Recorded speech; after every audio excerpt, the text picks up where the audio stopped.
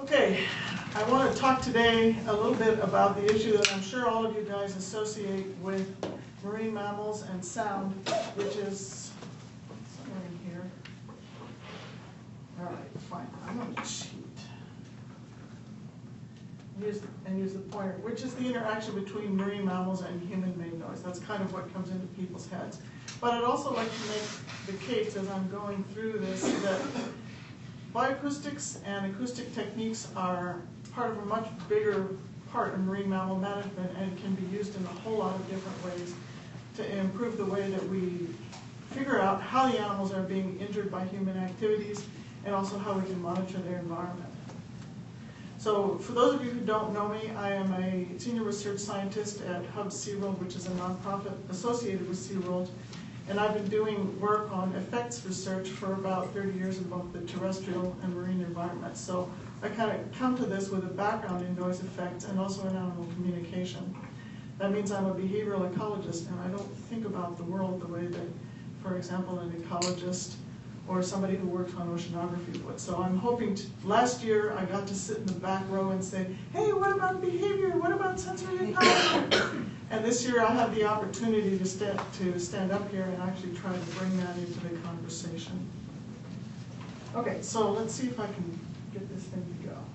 All right, so there are 4 pieces in my mind to the relationship between acoustics and environment and human impact.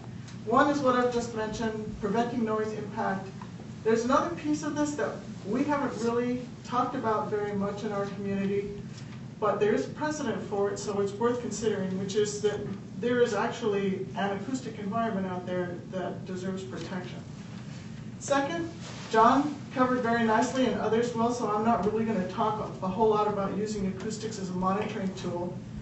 It's also an important tool for mitigating human impacts, and in recent times, we're beginning to be able to see it as a tool for actually assessing and maintaining marine mammal well-being. So all of these play into the issue of environment and human impact. So this is the first one. It's obviously one of the most important. Looking at it from the perspective of protecting the environment as a whole actually has a precedent. In the terrestrial environment, the National Park Service has interpreted their original Organic Act, which formed the parks, to mean that they have a mandate to protect the acoustic environment in America's parks for the enjoyment of the visitors and the well-being of the habitat as a whole. This is something that they have interpreted explicitly as making sure that there are areas where the conditions that were present in 1916 are still present today. Big challenge for them, I think for the acoustic conditions in the marine environment, it's an even bigger challenge, but it's something that people are starting to think about. And NOAA has recently announced plans to develop a comprehensive sound budget for the marine environment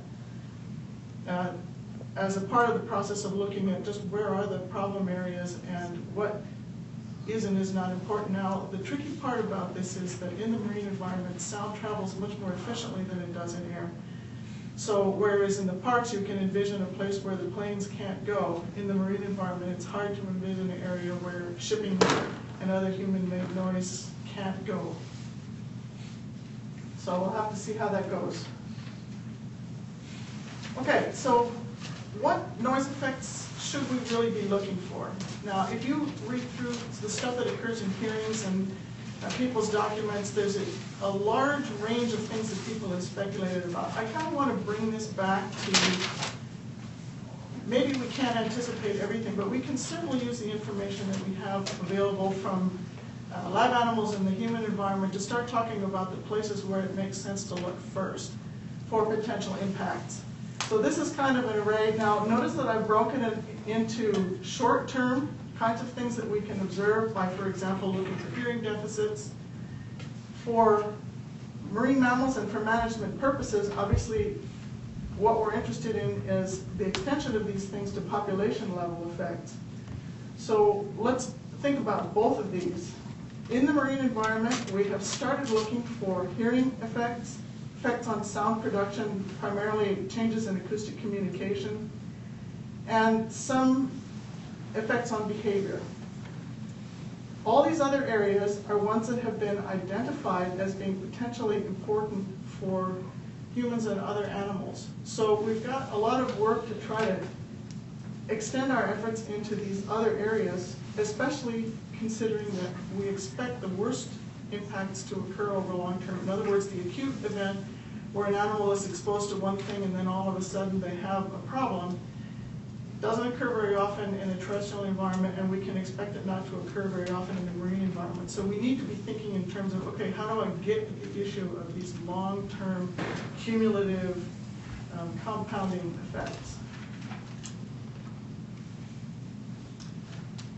In the terrestrial environment, we already know that you can expect to see significant changes in distribution. We've seen that in the marine. And we've also seen changes in community structure. There's some beautiful work that has recently been done on birds showing that in the presence of continuous noise from compressor stations, you can see a complete change in the community of birds, changes in predator-prey interactions, and a lot of other things as a result of this long-term exposure. So this is something that we need to be looking for in marine mammals as well. The other thing is, we expect that if there are these various health effects, there's going to be compromised survivorship and reduced reproductive fitness. We don't have evidence of that, and from a management point of view, this is really what we need to be looking for. And finally, there are what I would call adaptive failures. When a deer runs across the road in front of your car, from an ecological point of view, he's trying to get together with the other deer. But it's not a very good strategy in a world where there are cars going 60 miles an hour. And this is what I mean by adaptive failures, where an animal's coping strategy doesn't work. We see that in manatees as well. Running out into the middle of a waterway in order to get away from the shore is their adaptive response to the approach of a boat. And of course, it's the absolute wrong thing to do. So we need to be finding out enough about the defensive strategies of these behavioral defensive strategies to understand how they're going to react to the challenges that we pose for them. So that's for noise effects. It's a huge literature. I looked at a 10-minute slot and said, I cannot possibly review that, and a lot of you are very familiar with it. So the case that I just made, let's please start thinking about these long-term cumulative impacts is going to be my primary take-home message for this session and discussion. Okay, so monitoring marine mammals. One comment is that there are active methods. One that I have worked on is using active methods to detect where animals are in order to mitigate whatever particular activity, for example, the approach of a boat. It's a useful way of doing it in cases where you're not going to be able to signal the marine mammals. So this morning we heard that no, we're not going to be able to use alarms on boats to get whales to avoid them. Okay, so we need to start thinking about the technology to actively figure out where they are. And this may be one tool. There are potentially others. Another is that there are kinds of mobile platforms where you can actually instrument animals to keep track of them, and that's not something that's really been discussed, but it's used as a tracking tool for fish, and so it's something that we can throw into the toolkit. Passive acoustic monitoring, I'm not even going to try to compete with what John gave us today. He did such a great job, so I'm just going to move on and talk about what we have been able to do with those. We're really good at environmental monitoring and presence-absence decisions. Is something present? Is it not present? We are still working on how we can use this information for population assessment along the lines of what we've been doing with visual surveys for 30 years. And for the future, working on getting much better information about behavior and demographics. So, and by demographics, I mean this animal was present here today, and we know he was here tomorrow, so following animals at an individual level and looking at life history type information. It's very important. I think it's going to be difficult for us to solve a lot of the problems that we're hearing about unless we can get some of this very explicit information. We take it for granted in the terrestrial environment, and I think it's something that we need to start doing for marine mammals as well. And to me, acoustics is the tool for this purpose. Okay, so one thing about using these tools is there may be unintended consequences. One of the things that, as I was going through preparing for this lecture, I realized there is a vanishingly small literature on the effects of what I would call operational sonars, navigation sonars, fish finding sonars, and so on. These instruments, typically we don't even have very good information on the levels that they're putting out, but these things can put out levels that are so high that they exceed threshold criteria that the NOAA acoustics criteria panel that I sat on set up for short-term exposure to short to intermittent signals. Now, these animals are not just occasionally running, I mean, these boats are out there all the time, and occasionally animals will bow ride on them. So it's an area that really deserves a lot more attention than it has received. Another is mitigation sonar.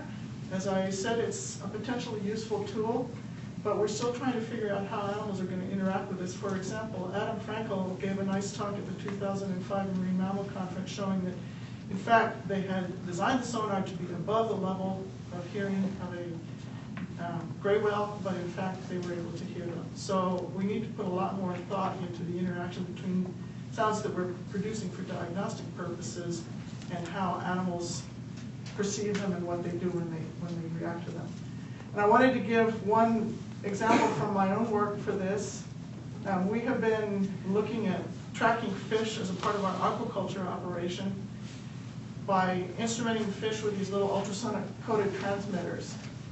We did a series of measurements with these things. They produce these little short pulses. This is about 69 kilohertz. The pulse itself, so this is amplitude here, and this is time along this axis. The pulse itself is very short, and based on the published information about pin-of-pit hearing thresholds, there was a chance that they would be able, that phocids would be able to hear it. Their upper limit of hearing is expected to be right at about 70 kilohertz. Great, everybody said they won't be able to hear these things. And we have done a series of experiments, and this is pretty much their reaction to being exposed to the pingers. So, two things. One, it's way at the upper end of their range. We don't expect there to be high signal-to-noise ratio issues. So, what the hell is this about? You know, it's a little teeny sound.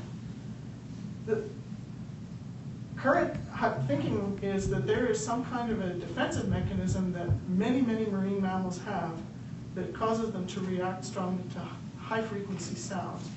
And those of you who work on cetaceans, I leave it to your imagination exactly what it is they might find offensive about these high-frequency sounds, but I would point out that the only thing out there that makes these kinds of sounds, typically in the marine environment when we're not there, is cetaceans.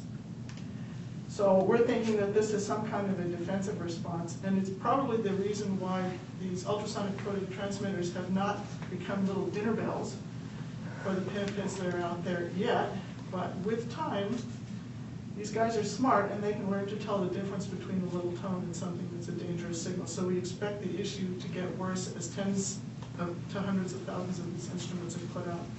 So that's an example of the kind of thing where you really need to think about the interaction between what you're putting in the water and the message that the marine mammal is getting, so that you can be a lot smarter about how you do your management. Okay, the last topic I think after, come on, please, is, okay, so you have identified some kind of an impact, for example, an area where you don't want the marine mammal to be. So can you use sound as an active tool? And we've done quite a lot of work on net alarms and marine mammals, and it's starting to be clear that what we called net alarms, which were supposed to be warning devices, are actually low amplitude acoustic harassment devices. Now, not all species respond with avoidance to these things. This is a manatee, and this little thing right here is one of the pingers that we've been putting on nets in order to prevent interactions. We thought, well, maybe manatees will avoid these things just like small cetaceans do. This is what the manatee did with it. So, to me, the explanation for this is, for a manatee, touch performs the same function in their lives that vision does for us. If you want to know what something is, we look at it and they touch it. So if I put a funny-looking peeping thing in the water, the first thing that they're going to do is go up to it and touch it, and that's what we've seen with everything that we've put in the water with them. So you really need to come to the table with these sorts of plans with a grip on the sensory ecology of the animal. And this is just my favorite take-home lesson. Now, the other thing is that if you don't consider the motivational trade-off that the animal encounters, so you want them to leave the net, or whatever it is that you've instrumented with your pinger. But if you're opposing some other motivating factor, for example, the desire to eat, or access to good habitat, or access to mates, or something like that, you've got to worry about where the emotional trade-off is. And for the animals that we've looked at, food wins over sound pretty consistently. So it's important to do experimental work to find out exactly how these motivation trade-offs work. Now, we did a series of experiments exposing these little guys, which are a model for the harbor porpoises. They're commercens dolphins, a small phocenid. And in a series, we gave them baseline exposure to nothing, and then put a pinger in the water for the same period of time in a parallel set of experiments. So we're running these baseline and then a trial and then a baseline and a trial. And the idea was the baseline was supposed to be kind of flat.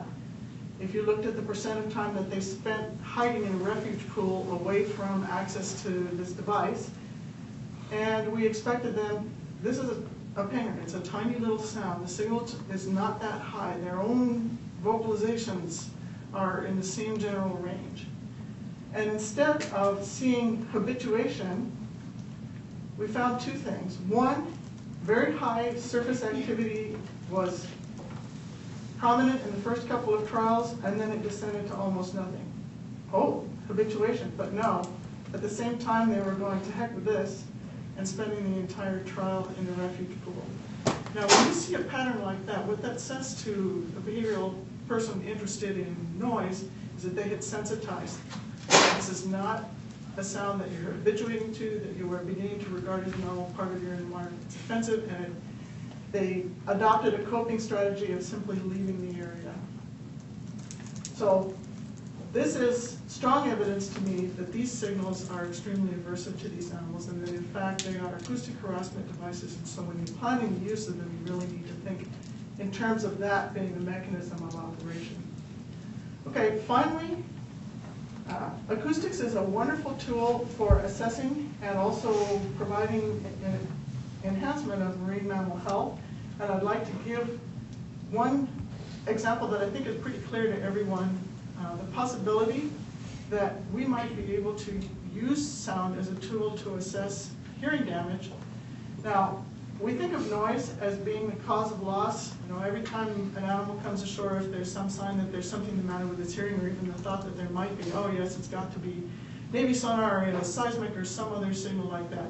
In point of fact, there are a lot of causes of hearing loss, including genetic and congenital defects, pollutants, ototoxic drugs that they may have been given during some kind of a rehabilitation process, injury in fights or accidents, parasites, old age, and starvation can all have a significant effect on hearing. We know very, very little about the population biology of hearing in any wild animal, and that's certainly the case with wild marine mammals. So it's important to take advantage of strandings and other interactions with marine mammals to find out as much as we can about what's going on out in the wild. And there's now mounting evidence for hearing deficits as a cause of strandings, which I'll talk about a little bit more in a few minutes. The other note that I want to make at this point is, I'm not going to give any specifics, but sound production can be used as a tool to assess health. And I'm not just talking about ultrasound exam. You can actually use signals produced by the heart and other organs as a tool for figuring out what's going on, so as a kind of imaging. And I'm not saying that that's a substitute for putting them in an MRI if you have it, but if you're on a beach, a tool like this could very well be a very useful adjunct to the other tools that you have at your disposal. So it's something to consider developing as a technology for the future. And finally, in zoological settings, sound is the light in the sea. This is what they use as a modality every day for their whole lives. So it's probably time to start thinking harder about how can we use this as a tool for enrichment in zoological settings. Okay, Now, what about this hearing thing? It's been a subject of speculation. In an '87 Marine Mammal Commission report, there was a suggestion that rapid changes in pressure during earthquakes could cause auditory trauma. Oh my God, and everybody thought this was so crazy that that was the end of the conversation. But the truth of the matter is that when you see this, a whole bunch of animals coming ashore, you have to ask the question, maybe there wasn't something the matter with all of them. Maybe it's time to start thinking about this, the social relationships among the animals, as being an important factor in stuff that you see happening, for example, these mass strandings. So it may be that there's only one animal that has a problem. The suggestion that there might be auditory trauma as an issue is something that's sort of percolated in the community. This is the most graphic example that I could come up with, but it's something that people have talked about for a long time. So what's the evidence that it actually occurs? In collaboration with the Navy, we measured the hearing of a young stranded pilot whale using auditory evoked potential methods. That paper is just about to come out. And we found substantial evidence for hearing deficits in this animal. So this is a nice, clear example of an animal that came ashore. There was no particular reason to suspect that it had been exposed to noise or had hearing damage. But sure enough, when you actually go to the beach and make the measurements or conduct them when you have access to the animal back at a rehabilitation facility, this is what happens. Dave Mann and a whole series of collaborators have just published a paper in PLOS One showing that they had deficits for 8 species of cetacean stranded or entrapped along the Atlantic and in that general vicinity. 5 of 14 steno and 4 of 7 tursiops in their sample had hearing deficits that would have been sufficient to cause some kind of debility. So this is not just a quick thing. This is something that needs to be considered at live strandings whenever possible. And I want to give you a little bit of information about the measurements that we made on this pilot whale that came to San Diego, because his story is absolutely remarkable. He came in to Curacao in the Netherlands Antilles, very nearly dead. SeaWorld participated in a rehabilitation program. They thought they had him back to health. He was following boats. He was able to follow a boat, traveling at about 25 knots for over 10 miles. I mean, this animal was an enormous monster. So they took him out to sea and tried to ditch him, and he wouldn't go. He followed the boat all the way back, porpoising after this rescue vessel, and repeated efforts, similar efforts, including some efforts to get him close to other pilot whales, resulted in no success. So this is why he's currently at SeaWorld. When he came, we made measurements. Now this is what a normal auditory evoked response looks like with these nice waveforms here. At the frequency where we were able to get a tiny little response, this is what it looked like. So we know that he can detect. This open circle is the one detection that we got from this whale. And this is a curve for a pilot whale who we presume to be normal. We don't know that much about their hearing, but with best reception capability, sort of in the 20 to 50, 60 kilohertz range, and then rolling off at about 80. So each of these squares is a place and a level where this young pilot whale was tested. This is the only one where we got a response. So this tells us two things. First of all, this kind of audio evoked potential response using a jaw phone on the beach is a great tool, but it doesn't tell us anything about his capabilities at the low end of the range, which is a management question that we have at SeaWorld. And the other is that the entire upper end of his range is gone. So it's going to be well worth thinking about exactly how might that have occurred. Okay, finally, for the purposes of the discussion later, I wanted to throw out a couple of points. We need to use sound more effectively, and I hope I've given some good examples during the course of this discussion. Simulate improved technology. I think John and those guys are going to make a strong case for that in their session tomorrow. I'm emphasizing it from the perspective of assessing environmental impact. We need to not only know what's going on with the animals, we also need to know what's going on with the environment. And it's going to be really important to take these experimental tools that we've talked about over the course of today and transition them to tools that anyone can have access to at a site where where it would be important, for example, at stranding. Now, today, Dave gave us this. These are kinds of the kinds of areas that we think about as being important in marine mammal management. To me, where's behavior and sensory ecology? It's missing from this. So those two topic areas affect each of these areas. I gave an example about stranding, population dynamics, because these are large, intelligent social mammals and their social relationships are going to affect the structure and movements of populations and so on. I can come up with examples like that all the way around this circle. So let's please add behavior and sensory ecology as an important consideration when we're doing this kind of thinking. So that's the major point there. And next year, let's have a behavior and sensory ecology section. Thank you very much.